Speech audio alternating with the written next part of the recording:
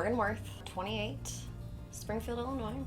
And currently we're in my basement, which is working as my shop, Moonrise Vintage. About 10 years ago, I had the idea to start more of a community center that we did sell vintage clothing, but also books, local art, etc. I was more focused on the community aspect. I wanted to work with a lot of local charities. It wasn't focused so much on selling vintage clothing. To me, it was more of a community space, kind of an artist commune. I wanted to do support groups for depression, anxiety, suicide prevention. I wanted to kind of be able to bring people together to have a support system. We also wanted to have local shows there since there aren't many venues here anymore. There's really just not a lot of community space to go to art shows, to go to see bands play. It started out as Urban Recycled when I was with my partner. We went to estate sales together, thrifted together constantly. We used a lot of our personal collection just to start the business. The main idea was to not waste anything. If we couldn't take something or if we couldn't upcycle it into something a little bit more modern, then we would donate it to local women's shelters, churches, schools, families in need. None of it was new. Everything we got was old furniture that we we made it cool. Got so many local artists involved to come in and do things, to build things, to hang their art, to play music, to arrange shows. A couple different people were like, hey, I'm really good at doing this and I've been wanting to do this project, but I'm not super great at this part. And they would meet somebody who was like, I can do that. And that was great to see people like working together. What made it unique was just how involved the community became immediately.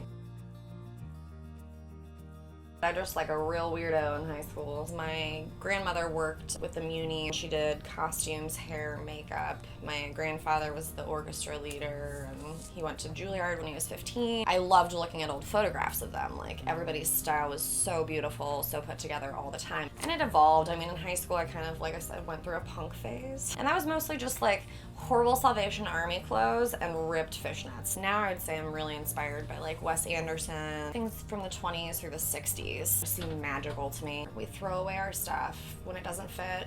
Well, I mean, some people don't even bother taking it to Goodwill or thinking women's shelters really do need these things. So I would really like to get away from that throwaway culture where we're doing that and make sure it goes to people who really need it and who are going to use it. And with vintage clothing, it's so well made that it can literally last forever if you take care of it. And there's so many one-of-a-kind pieces that you would never be able to find now, which is what I love. I used to be embarrassed sometimes when I'd walk out of the house in what I was wearing, and now I just, honestly, I don't give a fuck. Find your own style. Find what you're comfortable with. I don't look for labels anymore. I look for how well something is made. I look for handmade items more than anything. I make sure that I find out about the person that I'm getting these items from. I want some provenance on it. I like to know who wore it, what they wore it to, and like what it meant to them.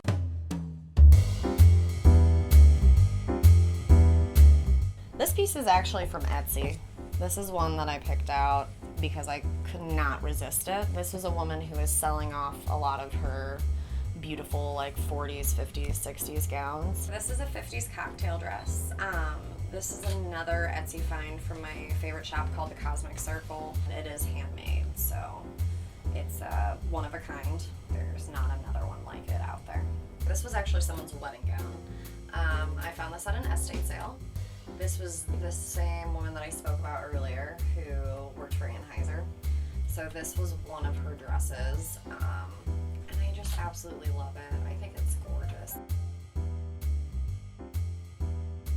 I like a lot of the really weird kind of like Andy Warhol girls. I think I actually take more inspiration from like characters in movies versus real life people. More than looking at famous people for style, my favorite thing to do now is Instagram. Teenage girls are really coming into their own. I don't know if you ever heard of Rookie before, but it's run by teenage girls. It's this magazine that's run by teenage girls, and it's all very like female positive. I like weird, quirky girls. I just like people who have really strange features and who aren't afraid to just step out into whatever the fuck they want.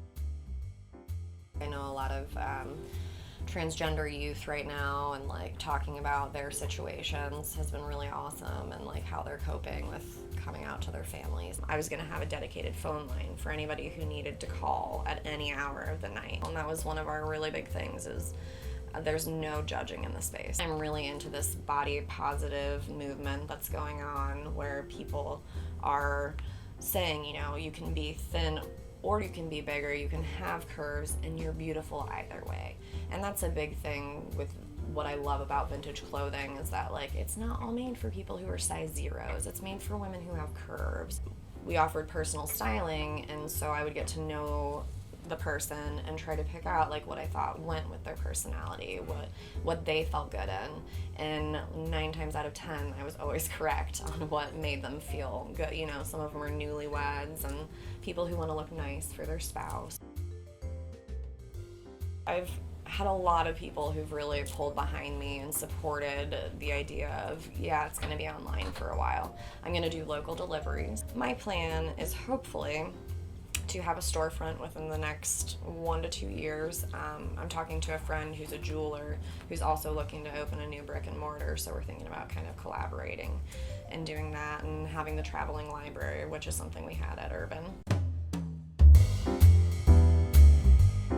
My prime mission is really community outreach and enrichment. It's really just about making Springfield a better place, because I live here and I know I'm going to be here for a little bit longer.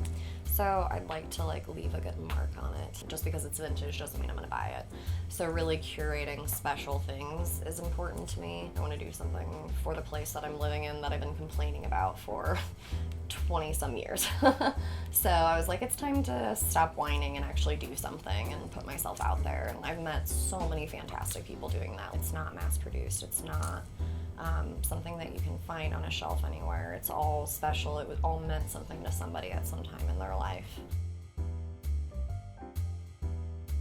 The things that you think are a big deal when you're age, I don't know, for me it probably started about 10 or 12 when I became really uncomfortable with myself and other people started making me feel bad about myself.